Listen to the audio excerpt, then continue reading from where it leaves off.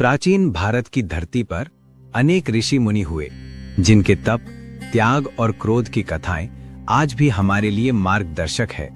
उन्हीं में से एक थे महर्षि दुर्वासा। उनका नाम सुनते ही लोगों के हृदय में श्रद्धा भी जागती थी और भय भी, क्योंकि वे तपस्वी तो महान थे, किंतु साथ ही उनका स्वभाव अत्यंत उग्र और क्रोधशील था। उनके क्रोध से देवता भी कांप उठते थे। इन्हीं दुर्वासा ऋषि से जुड़ी एक अद्भुत कथा है, दुर्वासा ऋषि और कदली यानी केले की कथा। ये कथा हमें संयम, विनम्रता और धैर्य का महत्व सिखाती है। कथा का आरंभ। कहा जाता है कि एक समय दुर्वासा ऋषि अनेक शिष्यों के साथ तीर्थाटन करते हुए विभिन्न प्रदेशों में भ्रमण कर रहे थे। वे सदैव नंगे पांव चलते, कठोर तपस्या में लीन रहते और मार्ग में केवल वही आहार ग्रहण करते जो भिक्षा में सहज मिल जाए। एक दिन दोपहर का समय था। सूर्य अपने प्रचंड ताप से धरती को तपाए जा रहा था। ऋषि और उनके शिष्य अत्यधिक थक चुके थे। तब से दग्ध उनके शरीर को शीतलता की आवश्यकता थी और पेट में भूख भी तीव्र हो उठी थी। ऋषि दुर्वासा ने शिष्यों से कहा, वत्सों, कहीं समीप में ग्राम दिखाई देता है क्या? हमें आज अन्न का उपभोग करना ही होगा। शिष्य दूर तक दृष्टि डालते रहे। तभी एक शिष्य ने कहा, गुरुदेव, थोड़ी दूरी पर एक वन दिखाई दे रहा है। उसके भीतर कदली यानी केले के वृक्षों की भरमार है। संभव है वहां हमें फल मिल जाए। ऋषि दुर्वासा अपने शिष्यों के साथ उस वन में पहुंचे। सचमुच वहां घने कदली वन के बीच अनेक वृक्षों पर पीले पीले पके फल लटक रहे थे। उनकी सुगंध ने वातावरण को मधुर बना दिया था। शिष्य प्रसन्न होकर बोले, गुरुदेव, देखिए, प्रकृति ने स्वयं हमारे लिए भोजन की व्यवस्था कर दी है। ऋषि दुर्वासा ने भी वृक्षों की ओर देखा और बोले, हाँ वत्स, परंतु ध्यान रखना, वृक्ष से फल तोड़ना भी एक प्रकार से जीव के जीवन में हस्तक्षेप करना है। पहले इस वन के स्वामी या रक्षक से अनुमति लेना आवश्यक है। हर स्थान की अपनी मर्यादा होती है। ऋषियों का वचन सुन शिष्य चकित हुए। उन्होंने सोचा, वन का भी कोई स्वामी होता है क्या?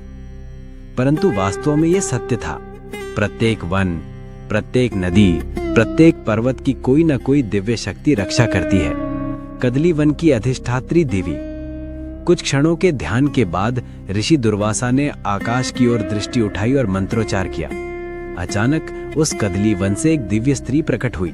वो स्वर्णाभा से युक्त, पीले वस्त्रों से विभूषित, हाथों में कदली पत्र और पुष्प लिए हुए खड़ी थी। उन्होंने विनम्रता से प्रणाम किया और कहा, ऋषिवर, मैं इस कदली वन की अधिष्ठात्री देवी हूँ। आप यहाँ पधारिए, मेरे लिए सौभाग्य है। कृपया आदेश दें। दुर्वासा बोले, देवी, हमारे शिष्य भूख से व्याकुल है। क्या उन्हें आपके वन से कुछ फल लेने की अनुमति है? देवी ने मुस्कुराते हुए उत्तर दिया, ऋषिवर, ये कदली वन तो सभी जीवों के लिए है। आप और आपके शिष्य निश्चिंत होकर इसका उपभोग करें, परंतु एक शर्त है, इन फलों को बिना अपमान किए आदर पूर्वक ग्रहण करना होगा। कदली वृक्ष अत्यंत कोमल और संवेदनशील होते हैं। यदि किसी ने इन्हें तिरस्कार से तोड़ा तो ये वृक्ष दुखी होकर फल देना बंद कर देंगे। दुर्वासा ने सहमति दी और शिष्यों को निर्देश दिया कि वे विनम्र भाव से फल तोड़ें और देवी का स्मरण करके ही उनका सेवन करें। शिष्यों का परीक्षण। शिष्य फलों को तोड़ने लगे। अधिकांश ने श्रद्धा से फल लिया, परंतु कुछ शिष्यों में अधैर्य था। उन्होंने बिना सोचे समझे डालियों को झटका दिया, पत्तियां तोड़ी और फलों को जमीन पर पटक दिया। ये दृश्य देखकर कदली देवी का मुख म्लान हो गया। वो बोली, ऋषिवर, आपके कुछ शिष्य मेरी शर्त का पालन नहीं कर पाए। उन्होंने मेरी कोमलता का अपमान किया है, इसीलिए मैं इन्हें क्षमा नहीं कर सकती। ये सुनकर दुर्वासा ऋषि के नेत्र लाल हो उठे। वे गर्जना कर बोले, अरे मूर्खों, मैंने तुम्हें संयम और मर्यादा का पालन करने को कहा था, किंतु तुमने अपने अधैर्य और उद्दंडता से देवी का अपमान कर दिया। याद रखो, जो प्रकृति का अनादर करता है उसका जीवन कभी सुखी नहीं रह सकता। क्रोध में आकर ऋषि ने उन शिष्यों को शाप दिया, तुम्हारे जीवन में जो भी फल प्राप्त होंगे वे कभी स्थायी सुख नहीं देंगे। क्षणिक सुख पाकर भी तुम शून्यता अनुभव करोगे। जैसे कदली वृक्ष का तना खोखला होता है, वैसे ही तुम्हारे जीवन के अंदर भी शून्यता भरी रहेगी। शाप का अर्थ। ऋषि के शाप से शिष्य भयभीत होकर रो पड़े।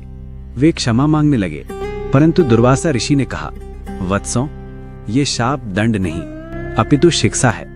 मनुष्य को सीखना चाहिए कि प्रकृति के प्रत्येक अंश का सम्मान करना आवश्यक है। कदली वृक्ष बाहर से जितना सुंदर और फलदायी दिखता है, भीतर से उतना ही खोखला होता है।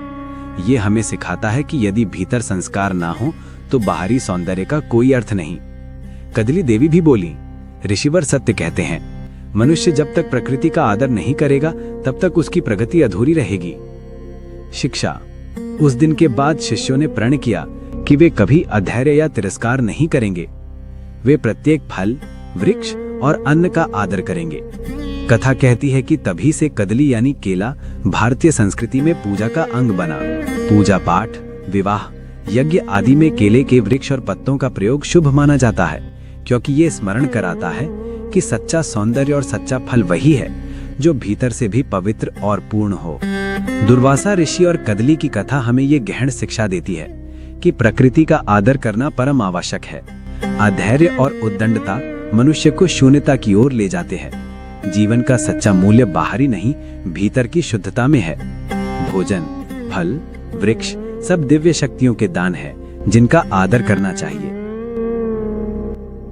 अगर आपको ये वीडियो पसंद आया तो कृपया लाइक और सब्सक्राइब करें।